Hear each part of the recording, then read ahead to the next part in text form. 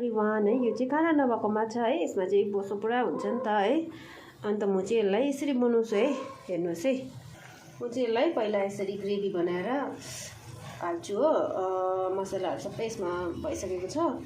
जस्तो यसलाई माछा चाहिँ यसरी हाल्छु माथिबाट हो, किनभने यसमा चाहिँ बोसो पुरा हुन्छ हो।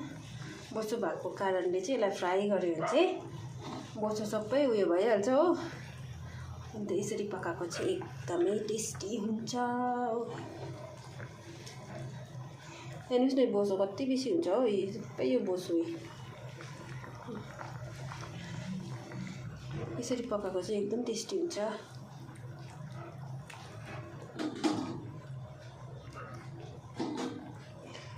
अब चाहिँ यसलाई निकै बेरसम्म बोइल गर्नुपर्छ हो। अन्त चाहिँ मजाले यो चाहिँ मजाले पाक्छ, अन्त चाहिँ रेडी हुन्छ। एभ्रिवान है, यो चाहिँ काँडा नभएको माछा है। यसमा चाहिँ बोसो पुरा हुन्छ नि त है। अन्त म चाहिँ यसलाई यसरी बनाउँछु है। हेर्नुहोस् है, म चाहिँ यसलाई पहिला यसरी ग्रेभी बनाएर हाल्छु हो।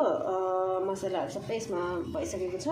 जस्तो यसलाई माछा चाहिँ यसरी हाल्छु माथिबाट हो, किनभने यसमा चाहिँ बोसो पुरा हुन्छ हो।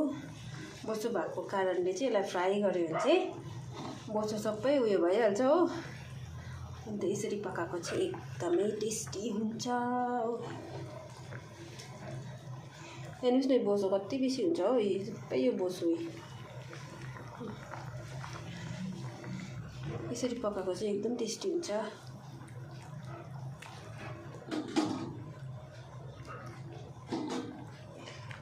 अब चाहिँ यसलाई निकै बेरसम्म बोइल गर्नुपर्छ हो। अन्त चाहिँ मजाले यो चाहिँ मजाले पाक्छ, अन्त चाहिँ रेडी हुन्छ।